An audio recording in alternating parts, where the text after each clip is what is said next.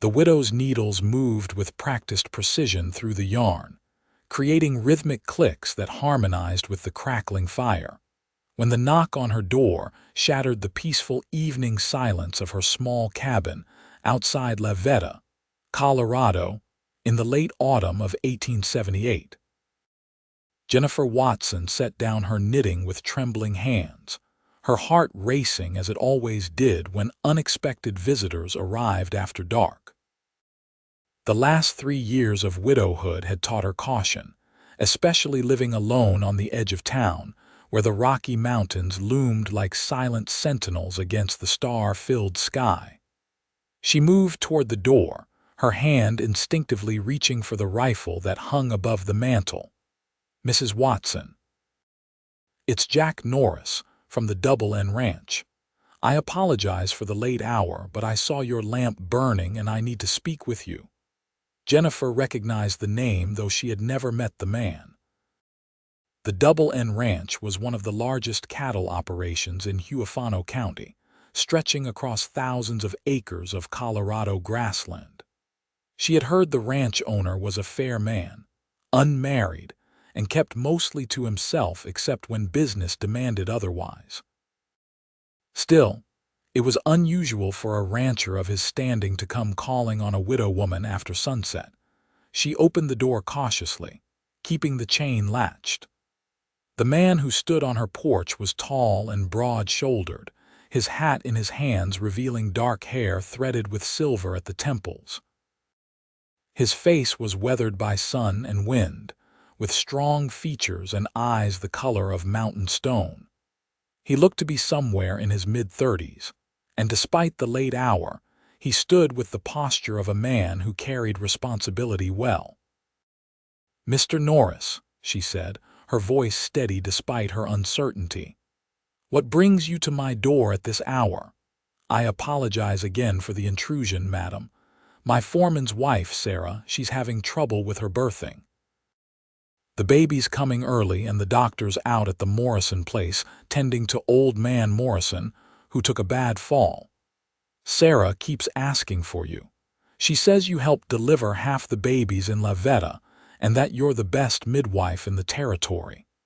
Jennifer's hesitation vanished instantly.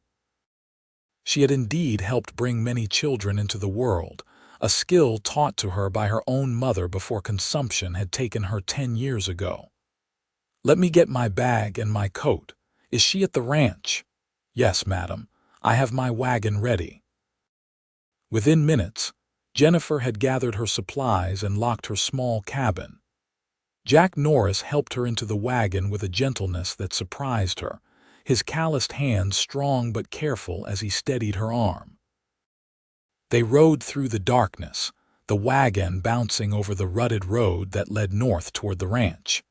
The November wind carried the bite of coming winter, and Jennifer pulled her wool shawl tighter around her shoulders. "How far along is she?" Jennifer asked, her mind already running through the possibilities and preparations. "Sarah says about 7 months, maybe closer to 8.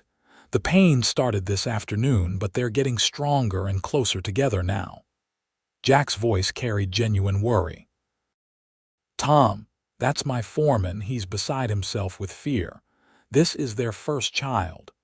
First babies can be stubborn about making their entrance," Jennifer said, trying to sound reassuring. "But if she's only 7 months along, we'll need to be careful." They rode in silence for a while, the only sounds the creaking of the wagon and the steady rhythm of the horse's hooves. Jennifer studied the man beside her from the corner of her eye. His profile was strong in the moonlight, his jaw set with determination. There was something solid about him, something that spoke of reliability and strength tempered with kindness. "I haven't seen you in town much," Jack said, breaking the silence. "Though I've heard tell of you, folks speak highly of your healing skills." "I keep to myself mostly," Jennifer replied, her fingers unconsciously twisting the fringe of her shawl. "After my husband Thomas died, I found peace in quieter pursuits. I'm sorry for your loss. It's been, 3 years now? 3 years and 4 months. The words came automatically. He was thrown from a horse while breaking in a new stallion for the Hartley spread. Broke his neck. It was quick, at least. Jack nodded solemnly. Quick or slow, death leaves the same hole behind. There was understanding in his words, and Jennifer wondered what loss had taught him such truth. Before she could ask, they crested a hill, and the Double N Ranch spread out before them. Even in the darkness, she could see it was an impressive operation. The main house was a sprawling structure of timber and stone, with several outbuildings arranged in an orderly fashion. Lamplight glowed from multiple windows, and several men stood anxiously near the bunkhouse. Jack drove the wagon directly to a smaller house set slightly apart from the main buildings. Before the wheels had fully stopped, a man rushed out.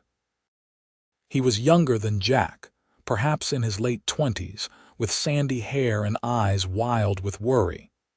"Thank God you're here," Tom said, reaching up to help Jennifer down.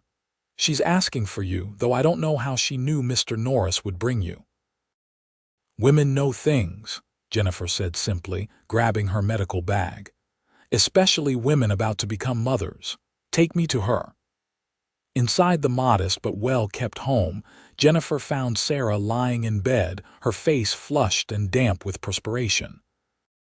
The young woman, barely 21, managed a weak smile when Jennifer entered. "Mrs. Watson, I knew you'd come. I just knew it." Jennifer immediately went to work, washing her hands in the basin Tom brought her and examining Sarah with gentle efficiency. What she found concerned her. The baby was indeed coming early, and it was positioned wrong. She would need to turn it, a delicate and potentially dangerous procedure. "Tom, I need you to boil water and bring me clean linens," Jennifer instructed, her voice calm and authoritative. "Jack, I need you to stay. I might need your strength." For the next 4 hours, Jennifer worked with focused determination. She turned the baby with careful manipulation, talking Sarah through each contraction with soothing words and steady encouragement. Jack Norris stayed by the door, ready to help however needed, his presence somehow reassuring in its quiet solidity.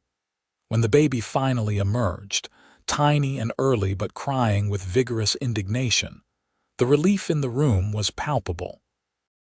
Jennifer cleaned the little girl quickly, wrapped her in warm blankets, and placed her in Sarah's waiting arms.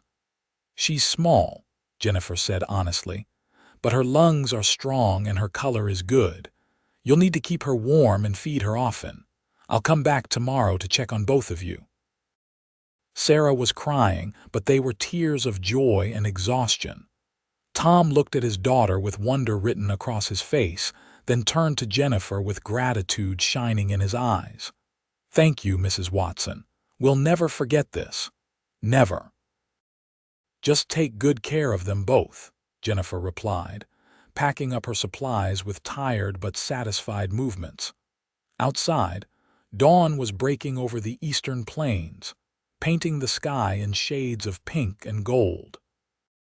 Jennifer stood on the porch for a moment, breathing in the crisp morning air, feeling the familiar mixture of exhaustion and exhilaration that always followed a successful delivery. Jack appeared beside her, 2 steaming cups of coffee in his hands. He offered her one without a word, and she accepted it gratefully. "You did remarkable work in there," he said quietly. "I've seen cowboys handle wild broncos with less skill than you showed with that baby." Jennifer smiled despite her fatigue. "Bringing life into the world is the greatest privilege I know. Even when it's frightening, even when it's difficult, there's nothing quite like it." They stood together in companionable silence, watching the sun rise over the ranch. Jennifer realized with some surprise that she felt comfortable here, standing beside this man she barely knew. There was an easiness between them that seemed to transcend their limited acquaintance. "I should get you home," Jack said finally. "You must be exhausted." "I am," Jennifer admitted, "but it's a good kind of tired." The ride back to her cabin passed quickly, despite Jennifer's weariness.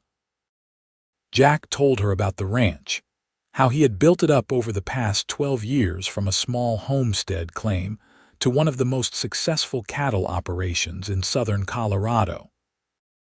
He spoke of the land with genuine love, describing how the grasslands changed with the seasons and how the mountains provided shelter for his herds during the worst storms. "You have family, Mr. Norris?" Jennifer asked as they neared her cabin. "Not anymore. My parents died of cholera when I was 18, back in Missouri. I came west to make a new start, and I found it here. I have my ranch hands, and they're like family to me, but no wife or children of my own." He paused, then added with quiet honesty, "The ranch took all my time for so many years, and by the time I looked up, I realized I'd built an empire but had no one to share it with." There was loneliness in those words, a loneliness Jennifer understood all too well. Her own cabin felt emptier every day, despite the comfort she found in her knitting and her healing work. When they arrived at her home, Jack helped her down from the wagon with the same careful courtesy he had shown earlier. His hands lingered on her arms for just a moment longer than necessary, and when their eyes met, Jennifer felt something shift inside her chest, a small crack in the protective wall she had built around her heart. "Thank you for coming so quickly last night," Jack said, his voice soft in the morning stillness. "You saved 2 lives with your skill and courage." "I'm glad I could help," Jennifer replied, meaning it deeply. "May I call on you again?" The question came out somewhat rushed, as if Jack had been building up the courage to ask it. "Not for medical emergencies, I mean. Just to visit if you'd allow it." Jennifer felt her heart skip. It had been so long since any man had expressed interest in courting her. She had assumed that part of her life was over, that she would live out her days as a widow, alone but content with her memories. But looking at Jack Norris now, seeing the hope and uncertainty in his eyes, she felt something stir to life within her. "I would like that," she said simply. The smile that broke across Jack's face transformed it, making him look younger and lighting up his gray eyes with warmth. "Would tomorrow evening be too soon? I could bring dinner, perhaps some of the beef from our ranch and vegetables from our root cellar." "Tomorrow evening would be fine," Jennifer agreed. Surprised by her own eagerness, after Jack left, Jennifer went inside her cabin and immediately collapsed into the chair by the fireplace. She was exhausted, but sleep eluded her. Her mind kept replaying the night, not just the tense hours of the delivery but the quiet moments with Jack Norris. The way he had looked at her, the gentleness in his hands, the loneliness in his voice that echoed her own.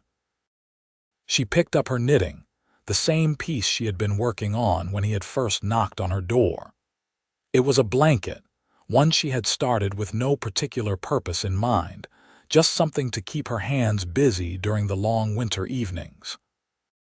As her needles resumed their familiar rhythm, she wondered if perhaps there was more purpose ahead than she had imagined.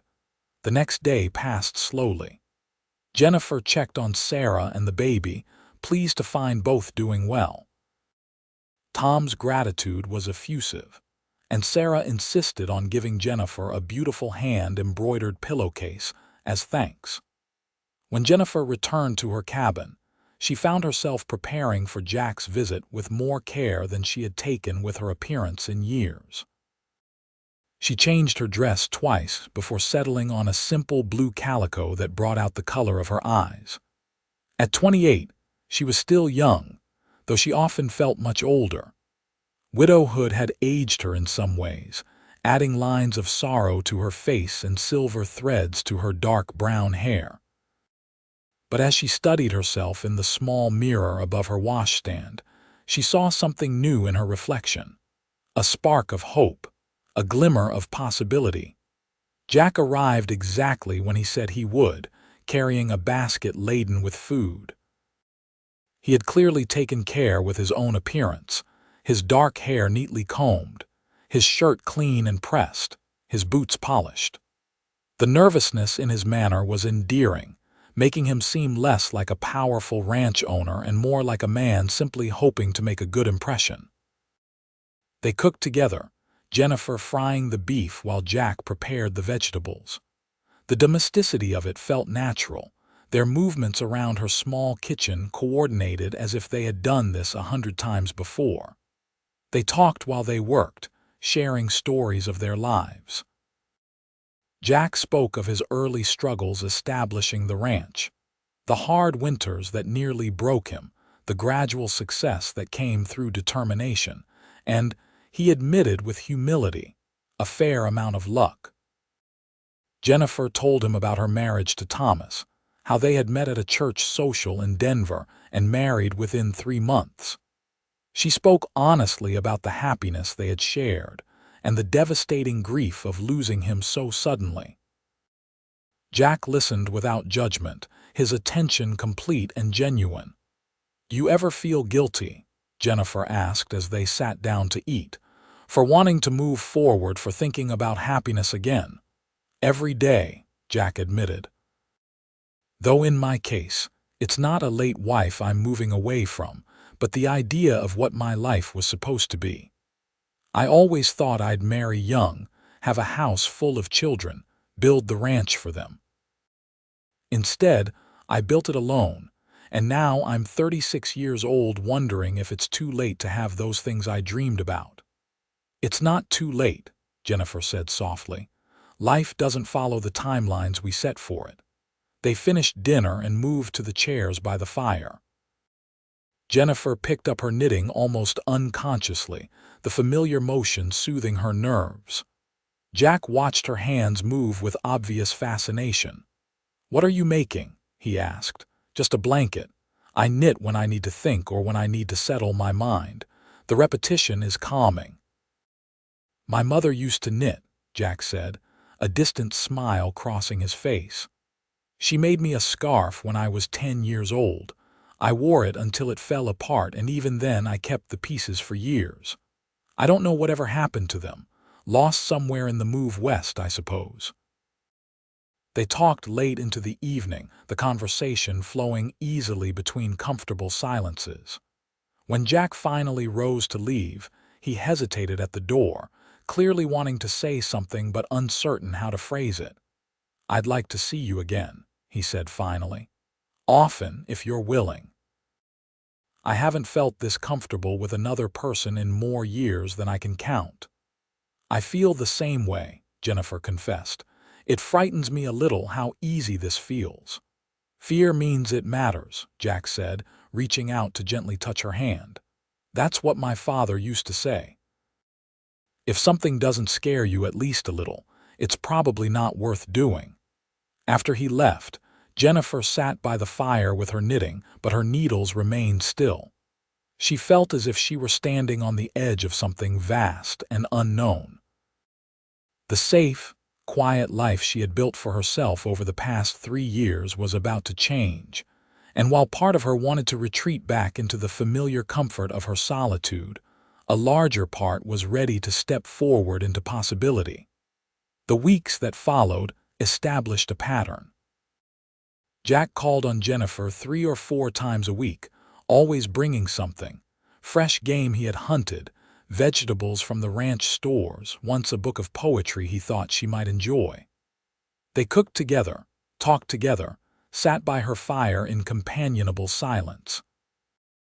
Sometimes Jennifer would knit while Jack read aloud to her, his deep voice bringing the words to life. As November gave way to December, and the first serious snows began to fall, their relationship deepened. Jack began to arrive earlier and stay later, helping Jennifer with tasks around her cabin that had been difficult for her to manage alone. He repaired her roof, fixed her wobbly porch step, and chopped enough firewood to see her through the winter. Jennifer, in turn, found herself visiting the ranch more frequently. She continued to check on Sarah and the baby, who was thriving despite her early arrival, but her visits extended beyond medical necessity. She found herself staying for meals, getting to know the ranch hands, learning the rhythms of ranch life. The men treated her with respectful kindness, clearly pleased to see their boss so obviously happy. One evening in mid-December, as Jennifer sat knitting by her fire with Jack reading in the chair beside her, he set down his book and spoke with sudden seriousness. "Jennifer, I need to tell you something. I'm falling in love with you. Actually, that's not quite true. I've already fallen. I'm in love with you, and I need you to know that before we go any further." Jennifer's needles stilled. Her heart was pounding so hard she was certain he could hear it. She had known, of course. She had felt it in the way he looked at her, in the tenderness of his touch, in the joy he brought to every moment they spent together. And she had felt her own feelings growing, deepening, transforming from comfort and attraction into something far more profound. "I'm in love with you too," she whispered, meeting his eyes. "It terrifies me, but it's true." Jack moved from his chair to kneel beside hers, taking her hands in his. The knitting fell forgotten to her lap. "Then marry me," he said, his voice rough with emotion. "I know it's soon, I know people will talk, but I'm 36 years old and I've never been more certain of anything in my life. Marry me, Jennifer. Let me spend the rest of my life making you happy." Tears spilled down Jennifer's cheeks. "Yes," she said, the word coming out on a sob of joy. "Yes, Jack, I'll marry you." He pulled her into his arms, and when he kissed her, it was with a passion tempered by tenderness, a promise sealed with devotion. Jennifer felt as if she were being reborn, as if all the dormant parts of herself were suddenly blooming back to life. They were married 2 weeks later in the small church in La Veta, on a cold December day with snow falling softly outside. Sarah and Tom stood as witnesses, with Sarah holding her healthy baby girl. The ceremony was simple but heartfelt, and when the minister pronounced them husband and wife, Jennifer felt a completeness she had thought lost forever. The ranch became her home. Jack had prepared rooms for her with touching care, clearing space for her herbs and medical supplies, setting up a comfortable chair by the largest fireplace where she could sit and knit. He had even commissioned a beautiful wooden cabinet with dozens of small drawers for organizing her medicinal plants and remedies. Their first months of marriage were a period of joyful adjustment.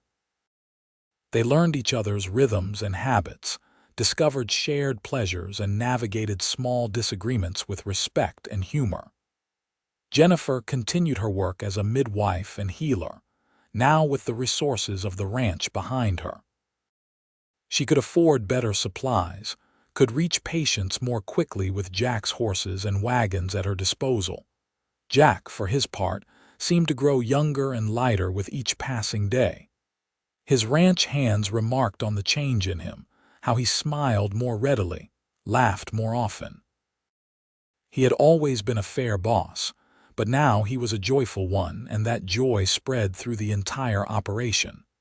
Winter deepened into the harshest cold, but inside the ranch house, warmth prevailed. Jennifer and Jack spent long evenings together, talking about their plans for the future. They spoke of children, both wanting a family but willing to let it happen in its own time. They discussed expanding Jennifer's healing work, perhaps building a small clinic on the ranch where she could treat patients more effectively. One particularly cold January evening, they sat together by the fire in their bedroom. Jennifer was knitting a small blanket, this one with clear purpose, working in a pattern of blues and greens that reminded her of summer meadows. Jack sat in the chair beside her, going over ranch accounts but frequently looking up to watch her hands move. "What would you say," Jack began carefully, setting aside his ledger, "if I told you I'd like to do more than just raise cattle on this land?" Jennifer's needles paused. "What do you mean?" "I've been thinking about the families who work here. Tom and Sarah, they're not the only ones who will be having children. Some of the other hands are married too, or will be soon. And there are homesteaders all around us, families trying to make a go of it on small claims. What if we built a school here? Nothing fancy, just a one-room building where children could learn to read and write and cipher. You could teach if you wanted. I know you have your healing work, but maybe a few hours a week. Jennifer set down her knitting, touched by his thoughtfulness. Jack, that's a wonderful idea, but teaching and healing both, that's a lot to take on. We could hire someone to help with the teaching once it grew. Start small and see what happens. I just keep thinking about all these children growing up out here with no education, no chance to better themselves. We could give them that chance. We could, Jennifer agreed, warming to the idea. Thomas always said education was the great equalizer, that it could lift people out of poverty and ignorance. I'd be honored to be part of something like that. They planned late into the night, their excitement building as they sketched out possibilities. By the time they finally went to bed, they had outlined not just a school but a vision for the ranch as a community center, a place that provided not just employment but opportunity. As Jennifer drifted off to sleep in her husband's arms, she marveled at how completely her life had transformed. Less than 3 months ago, she had been a lonely widow sitting by her fire, knitting away the empty hours. Now she was a wife again, with a partner who shared her values and her dreams, planning a future that seemed limitless in its potential. The next morning brought unexpected visitors. Jennifer was in the kitchen preparing breakfast when she heard horses approaching fast. Jack went to the door, and Jennifer followed, concerned by the urgency she could hear in the hoof beats. 3 men pulled up in front of the house, their horses steaming in the cold air. Jennifer recognized them as homesteaders from claims about 10 miles south. Mr. Norris, Mrs. Norris, the eldest of them called out, his face tight with worry. "We need your help. There's sickness at the Patterson place. 3 of their children are burning up with fever, and Mrs. Patterson is beside herself. We heard tell that Mrs. Norris knows healing." Jennifer was already moving toward the door. "Give me 5 minutes to get my supplies. Jack, can you ready the wagon?" "Already on it," he replied, heading for the barn at a run. Within 10 minutes, they were racing south across the snow-covered plains. The Patterson homestead was a modest affair, a sod house dug partially into a hillside for warmth, with a small barn and a few scattered-out buildings. Mrs. Patterson met them at the door, her face haggard with exhaustion and fear. Inside, Jennifer found 3 children burning with fever, 2 girls aged 6 and 8 and a boy of 4. Their symptoms were frighteningly similar: high fever, terrible cough, difficulty breathing. Jennifer recognized the signs immediately and her heart sank. "Pneumonia," she told Mrs. Patterson quietly. "All 3 of them. When did the symptoms start?" 2 days ago with Mary, the eldest. Then Joseph yesterday morning and little Anna just this morning. They're going to die, aren't they?" The woman's voice broke. "Just like the Henderson children last winter." "Not if I can help it," Jennifer said firmly, though privately she was deeply worried.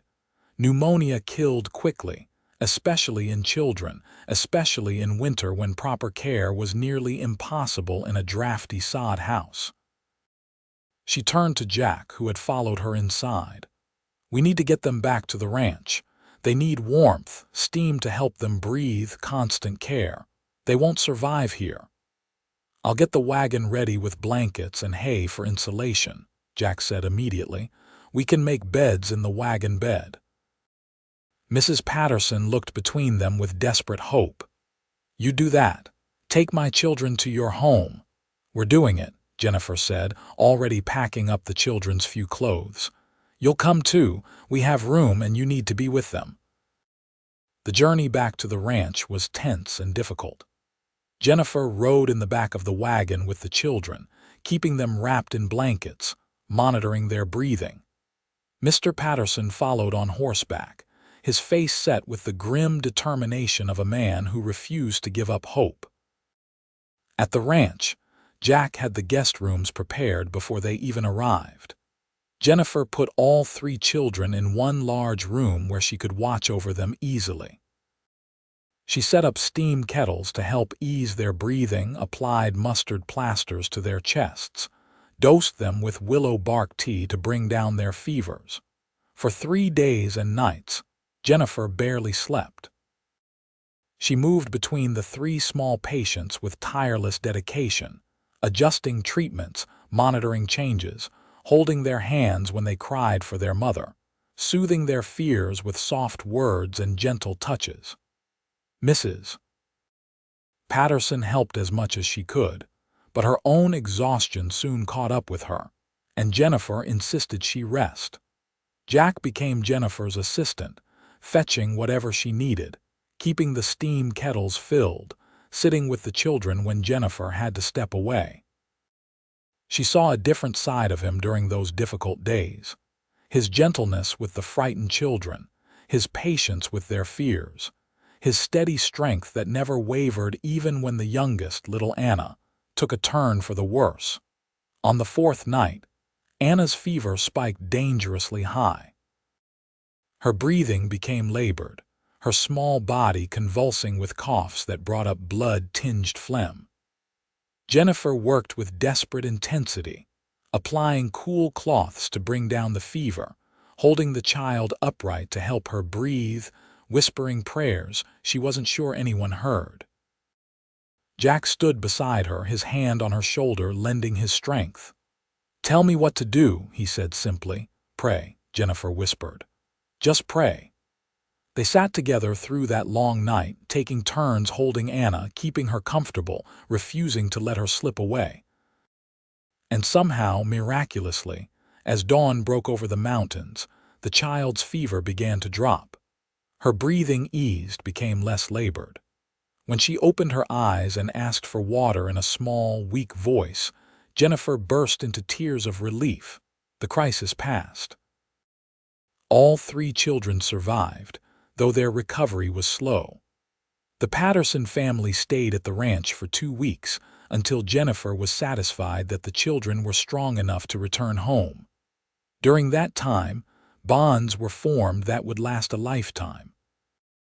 Mr. Patterson, a quiet man weathered by hardship, spoke to Jack one evening while the women tended the children. "I can't ever repay what you and your wife have done for us," he said, his voice thick with emotion. "You saved my children's lives." "No repayment needed," Jack replied. "We're neighbors, we help each other. That's how we survive out here. Still, if there's ever anything you need, anything at all, you just ask. I mean that." When the Patterson family finally returned home, their children healthy and their hearts full of gratitude, Jennifer felt a deep sense of satisfaction. This was what she was meant to do, this joining of healing and compassion, of skill and love. And being able to do it with Jack beside her, supporting her, made it even more meaningful. Winter gradually gave way to early spring. The snow melted, revealing the brown grass beneath that would soon turn green with the season's growth. The ranch buzzed with activity as preparations began for the spring cattle drive. Jack would be taking a herd north to Denver to sell, a journey that would take him away for nearly 3 weeks. Jennifer hated the idea of being separated from him, but she understood the necessity. The ranch's prosperity depended on these drives, on getting the cattle to market when prices were highest. She helped him prepare, packing supplies and mending clothes, trying to hide her anxiety about his absence. The night before he was scheduled to leave, they sat together by the fire in their bedroom. Jennifer was knitting, working on what had become a habit during quiet moments. Jack watched her hands, then reached out to still them gently. "Jennifer, there's something I need to say before I go." She set down her knitting, giving him her full attention. "These past months with you have been the happiest of my life," Jack began, his gray eyes intense with emotion. "You've transformed not just my home, but my entire world. I wake up every morning grateful that you're beside me. I go through my days seeing everything differently because you're part of it. I'm telling you this now because I need you to know before I leave how completely I love you." Jennifer felt tears prick her eyes. "I love you too, Jack. So much it sometimes frightens me. When Thomas died, I thought that part of my life was over forever. I never imagined I could feel this way again, this depth of love and connection. I'll be careful on the drive," he promised, pulling her into his arms. "I'll come back to you safe and whole, and then we'll start building that school we talked about. We'll fill this ranch with life and laughter and purpose." "I'm going to hold you to that," Jennifer said, burying her face against his chest, breathing in his familiar scent of leather and sage. He left at dawn, riding out with 20 ranch hands and a herd of nearly 2,000 cattle. Jennifer stood on the porch watching until they disappeared over the horizon, then went inside to face the empty house. She threw herself into work to keep from worrying, organizing her medical supplies, visiting patients in town, planning the curriculum for the school they hoped to build. A week into Jack's absence, trouble arrived. Jennifer was tending her herb garden when she heard shouting from near the barn. She hurried over to find 2 of the ranch hands who had stayed behind confronting a group of 4 rough-looking men on horseback. "We're just asking for some water and maybe some food," one of the strangers was saying, but his tone was aggressive rather than requesting. Jennifer assessed the situation quickly. These were not honest travelers fallen on hard times. She could see it in their eyes, in the way they sat their horses, in the guns they wore low on their hips. These were trouble. "Give them water from the well," Jennifer called out, her voice steady and authoritative. "And some biscuits from the kitchen. Then they'll be on their way." The leader of the group turned his attention to her, his eyes raking over her in a way that made her skin crawl. "Well now, seems like the boss is away and left his pretty little wife in charge. Maybe we'll stay a while, enjoy your hospitality proper-like. You'll take the water and food offered and be on your way," Jennifer said firmly. "Otherwise, I'll have to ask you to leave, and you won't like how that asking gets done." The man laughed, a sound without humor. "You threatening us, lady? You and what army?" Jennifer didn't move, didn't show fear, though her heart was racing. "The law in La Veta knows this ranch and knows me. You ride out now with provisions freely given, or you stay and face charges for trespassing and threatening behavior. Your choice." For a long moment, the tension hung thick in the air. Jennifer could see the ranch hands shifting, preparing to defend her if necessary. She could see the strangers weighing their options, considering whether a confrontation was worth it. Finally, the leader spat into the dirt.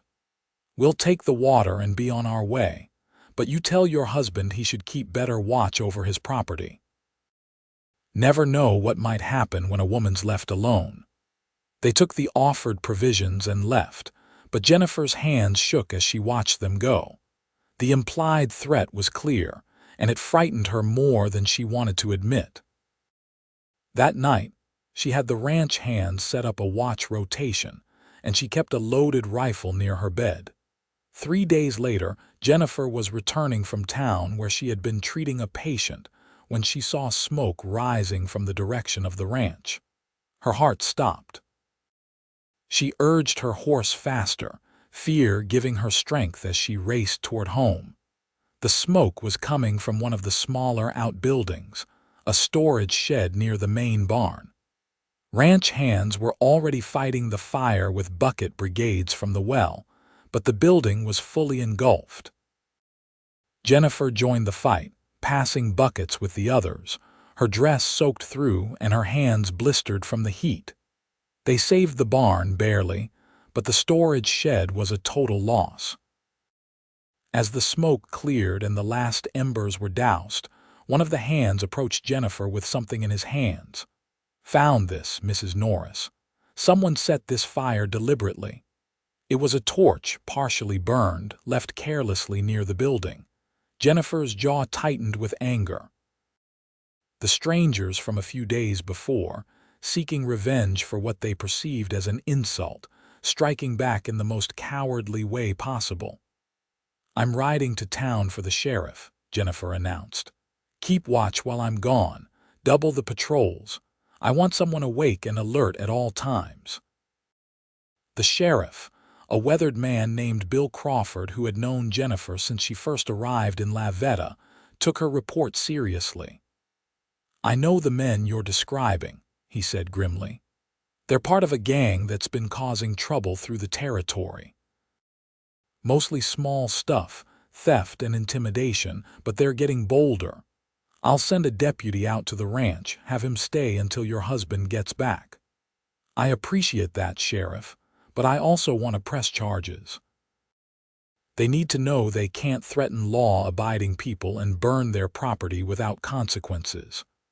"We'll catch them, Mrs. Norris. That's a promise."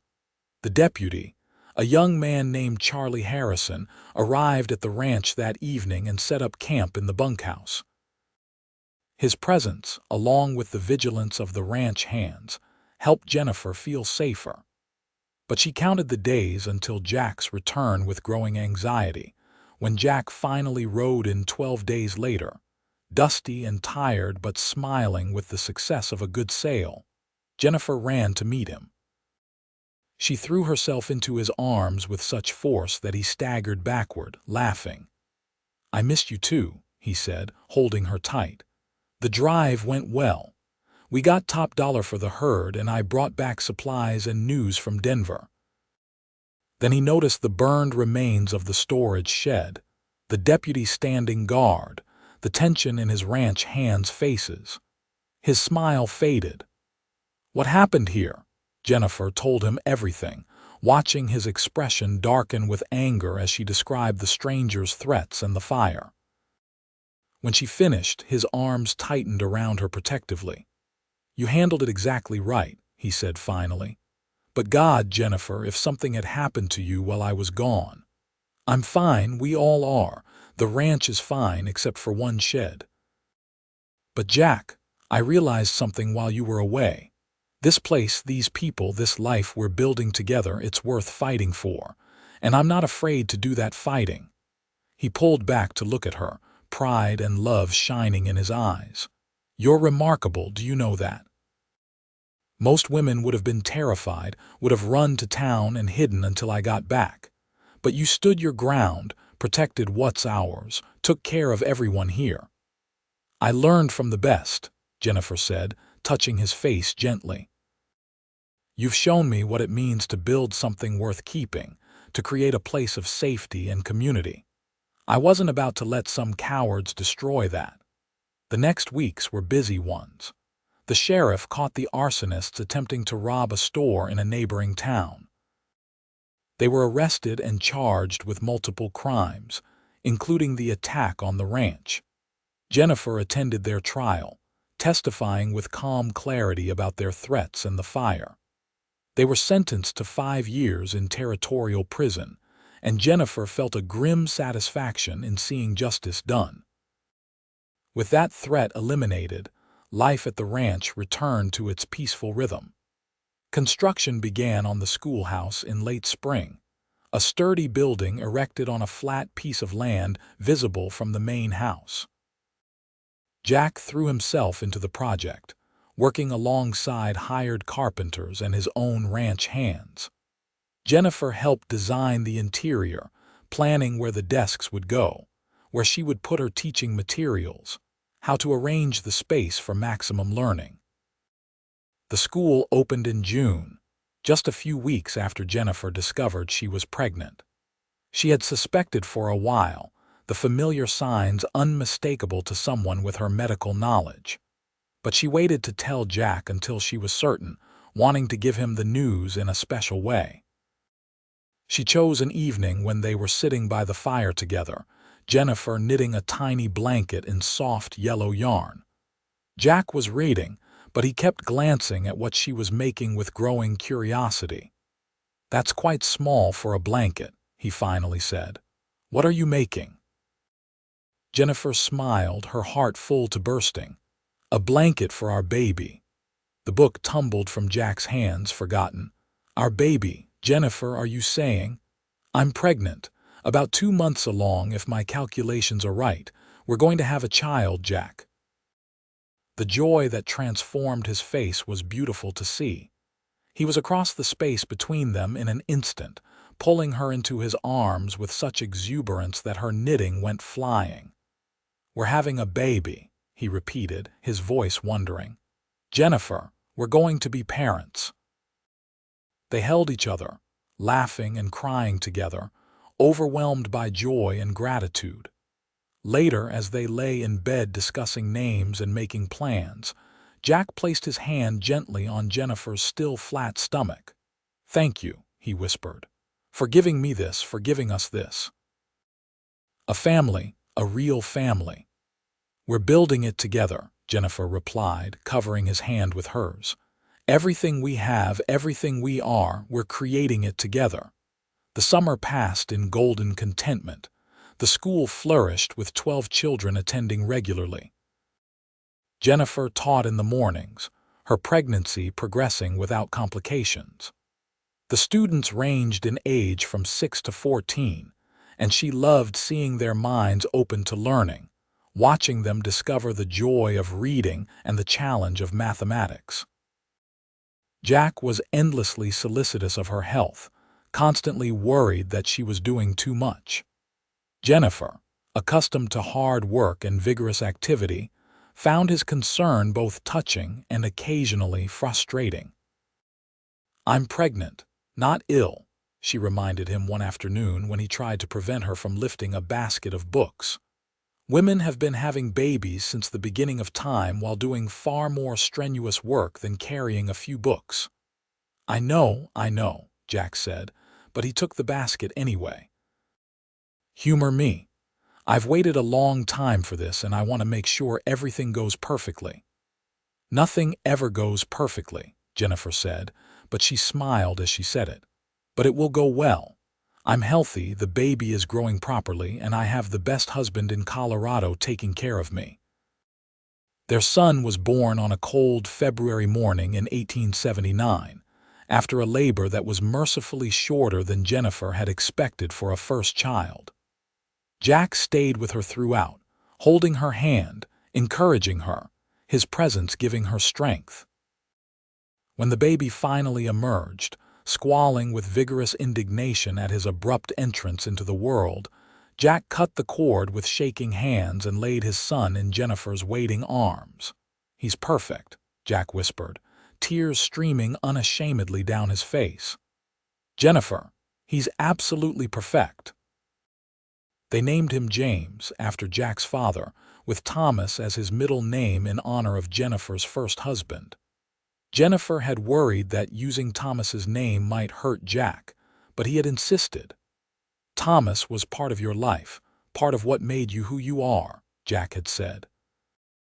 "His memory deserves to be honored, and our son should know that love doesn't diminish when it's shared."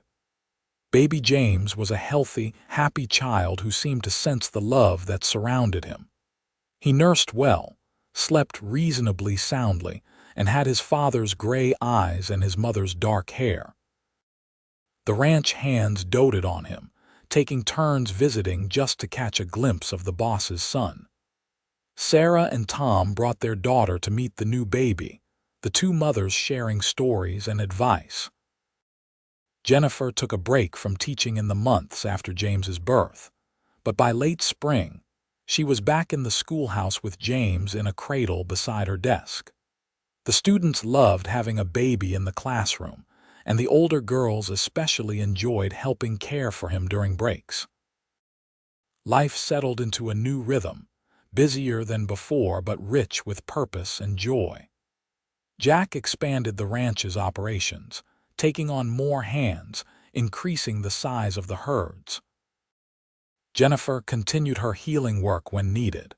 though she was more selective about taking cases that would require her to be away from James for long periods. When James was 18 months old, Jennifer discovered she was pregnant again. This time, the news was less of a surprise but no less joyful. Their daughter was born in September of 1880, a tiny, delicate thing with Jennifer's blue eyes and a surprisingly loud voice. They named her Julia Rose, and if James had been doted upon, Julia was absolutely worshipped. Jack proved to be a devoted father, spending every free moment with his children. Jennifer often came upon him in the evening, sitting in the nursery with one child on each knee, telling them stories or singing old songs his mother had taught him. The sight never failed to make her heart swell with love. The school continued to grow, eventually requiring Jennifer to hire an assistant teacher, a young woman named Margaret Wilson, who had come west with her family and had teaching credentials from a school in Boston. With Margaret handling much of the daily instruction, Jennifer was able to focus on her children while still overseeing the curriculum and handling special cases. The years flowed by, marked by the changing seasons and the milestones of their growing family. James learned to ride before he could properly walk, showing a natural affinity for horses that delighted his father. Julia grew into a bright, inquisitive child who followed her mother everywhere, asking endless questions about plants and healing. When James was 5 and Julia 3, Jennifer and Jack added a third child to their family, another son they named Joseph William. By this time, the ranch had become one of the most prosperous in southern Colorado, and the school had expanded to include nearly 30 students from homesteads and ranches throughout the region. One evening, when Joseph was about 6 months old and sleeping peacefully in his cradle, Jennifer and Jack sat together in their bedroom, watching the fire burn low. Jennifer had her knitting in her hands, working on a blanket for Sarah's third child. Jack sat beside her, close enough that their shoulders touched, reading a newspaper from Denver but not really paying attention to it. "You remember the night we met?" Jack asked suddenly, setting down the paper. Jennifer smiled, her needles pausing. "Of course. You knocked on my door late at night, needing help for Sarah. I was frightened until you explained, and then I was too focused on the birth to be scared. I fell in love with you that night," Jack said quietly. "Watching you work, seeing your skill and compassion, the way you refused to give up even when things looked dire, I knew then that I'd found someone extraordinary." "I didn't fall in love quite that fast," Jennifer admitted, "but by our second or third visit, I knew I was in trouble. I had convinced myself I would never feel that way again, that my heart had been buried with Thomas. You proved me wrong in the most wonderful way." Jack reached over and gently took the knitting from her hands, setting it aside. He pulled her close, and she rested her head on his shoulder, breathing in the familiar scent of him. "I asked you once to knit our lives together," Jack said softly. "Do you remember? It was about a month after we met. I was sitting right here in this room, watching you work, and I said something foolish about how I wished you could knit our lives together as easily as you knitted that yarn." Jennifer did remember, though she was surprised he did. It had been a throwaway comment, said half in jest. But now, looking at the life they had built together, she understood it differently. "I did knit our lives together," she said slowly. "Not with yarn and needles, but with time and love and commitment. Every day we spent together, every challenge we faced, every joy we shared, it was like another stitch in the fabric of our life. And look what we've created." She gestured around them, indicating not just the room but everything beyond it. The ranch, the school, their children sleeping peacefully down the hall, the community they had helped build and nurture. "It's more than I ever dreamed possible," Jack said, his voice thick with emotion. Some men measure their success in cattle or land or money, but my wealth is in you, in our children, in the life we've made together.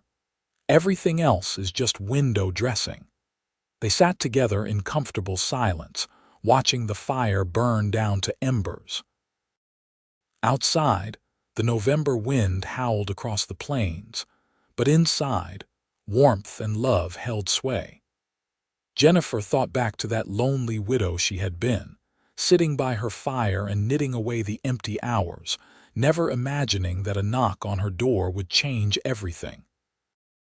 Life continued its forward momentum. James grew into a responsible young man who loved the ranch as much as his father did. By the time he was 12, he was helping with the cattle drives, showing natural leadership abilities that made Jack proud.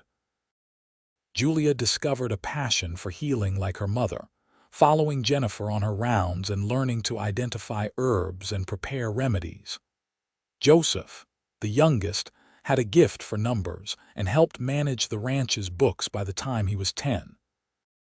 The school had become a fixture in the community, with Margaret still teaching there alongside 2 other instructors.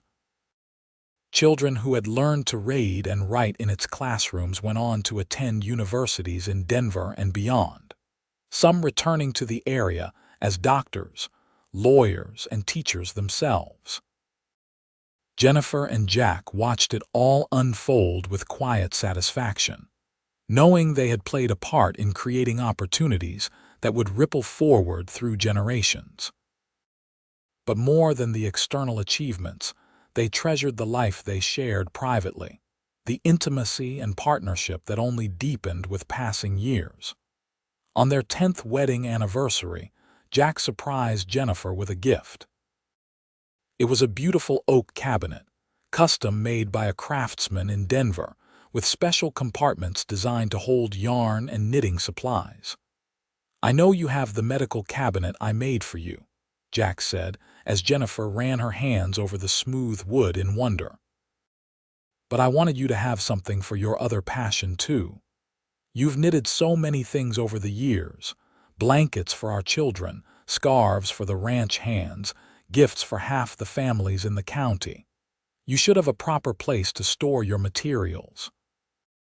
Jennifer was speechless with gratitude.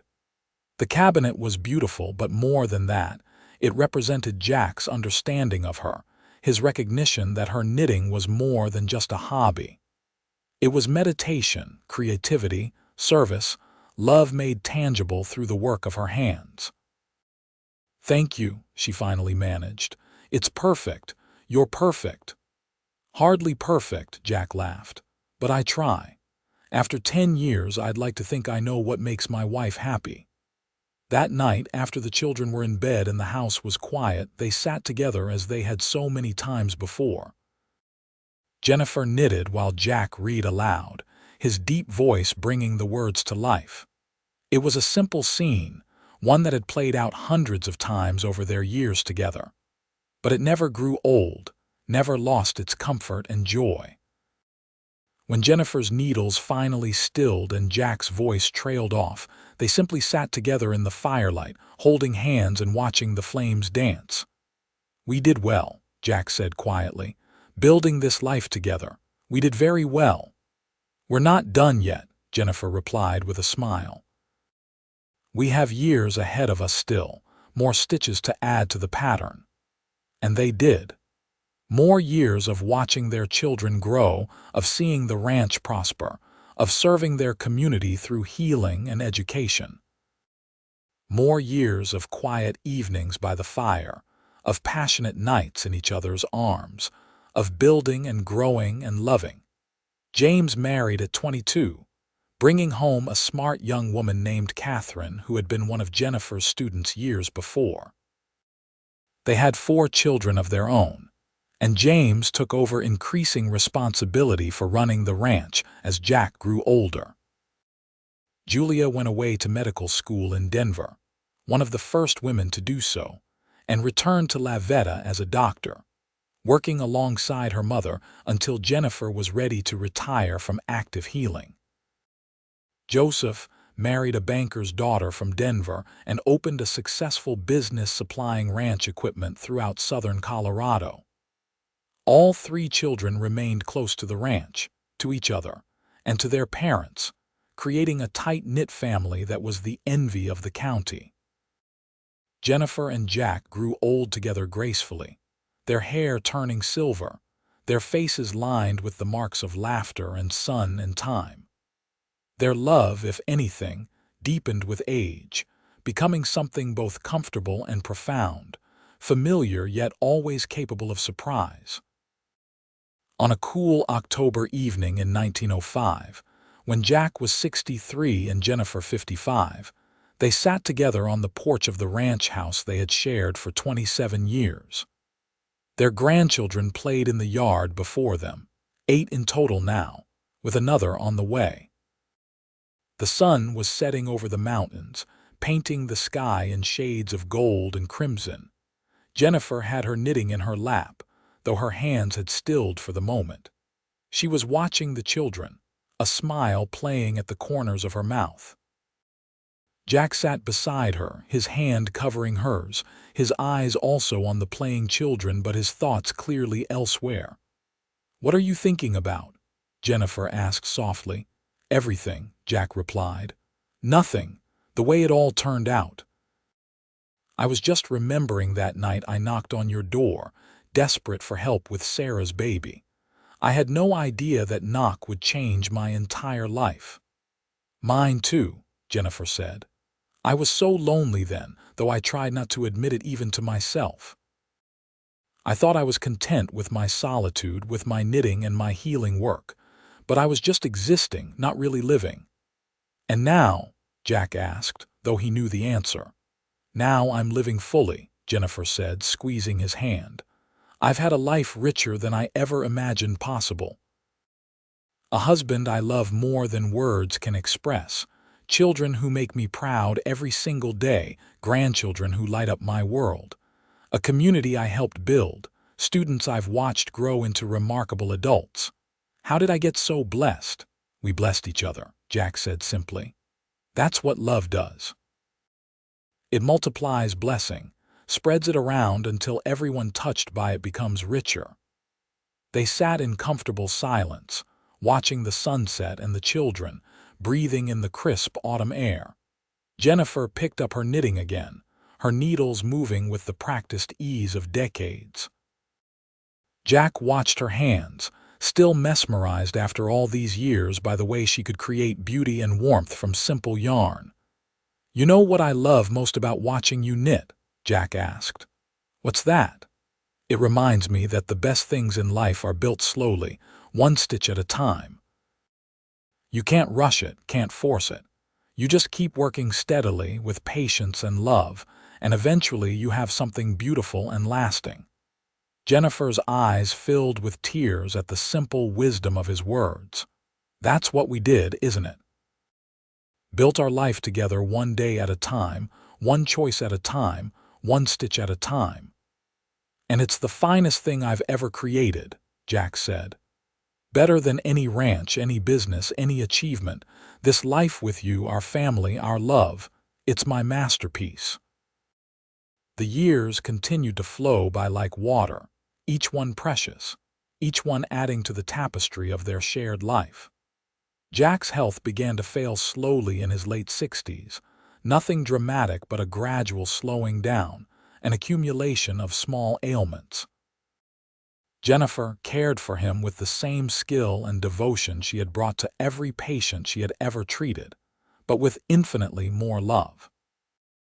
On a spring morning in 1912, surrounded by his children and grandchildren, with Jennifer holding his hand and whispering words of love, Jack slipped peacefully away. He was 70 years old and had lived to see his ranch thriving under James's capable management, his daughter a respected physician, his youngest son a successful businessman.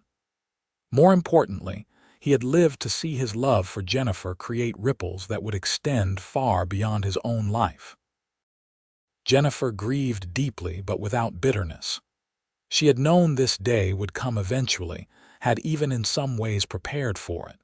But no amount of preparation could fully ease the pain of losing her partner, her love, her best friend. Still, she took comfort in knowing they had had 27 beautiful years together, that they had built something lasting, that their love would live on through their children and grandchildren. She lived on at the ranch, cared for lovingly by James and Catherine, visited daily by Julia and her family, welcomed often by Joseph, who made the trip from Denver as frequently as he could. She continued to knit, finding solace in the familiar rhythm of needles and yarn. And she told stories to her grandchildren about their grandfather, keeping his memory alive and vibrant. On quiet evenings, she would sit by the fire with her knitting, and sometimes she could almost feel Jack's presence beside her, could almost hear his voice reading aloud or see him looking up from his book to watch her hands work. The grief never fully left her, but it transformed over time into something gentler, a sweet sadness mixed with gratitude for all they had shared. Jennifer lived to the remarkable age of 83, remaining sharp-minded and engaged with her family until near the very end. She died peacefully in her sleep on a summer night in 1933, surrounded by the life she and Jack had built together. Her children and grandchildren, and by then several great-grandchildren, mourned her passing but celebrated her remarkable life. They buried her next to Jack on a hill overlooking the ranch, under a sky so vast and blue it seemed to go on forever. The grave marker reads simply, "Jennifer Watson Norris, beloved wife, mother, healer, teacher." But those simple words carried the weight of a life well lived, a love deeply felt, a legacy that would endure. The ranch continued to thrive for generations. The school she and Jack had founded evolved into a larger institution that educated hundreds of children. The community they had helped build grew and prospered, always remembering the couple who had given so much to make it possible. But perhaps their greatest legacy was the love story itself, passed down through the generations as an example of what was possible when two people chose to build a life together with patience, commitment, and devotion. The story of how a lonely widow knitting by her fire had opened her door to a rancher one cold November night, and how that simple act had led to a love that transformed both their lives and created ripples of blessing that extended far beyond anything they could have imagined. In the end, Jennifer had been right. She had knitted their lives together one day at a time, one choice at a time, one stitch at a time. And the pattern they had created was beautiful beyond measure, a testament to the transformative power of love, the importance of community, and the extraordinary things that become possible when two hearts join together in common purpose. Their story became legend in La Veta and the surrounding territory, told and retold with each generation adding their own embellishments. But the core truth remained constant. That love, real and deep and committed, could overcome loneliness, could build something lasting from nothing, could create beauty and purpose and meaning that would outlive the lovers themselves. And on quiet evenings, when the wind blew down from the mountains across the plains, some swore they could still feel the presence of that love, still sense the echoes of two souls who had found each other against all odds and had chosen, every single day, to keep building their life together, stitch by precious stitch, until they had created something that would last forever.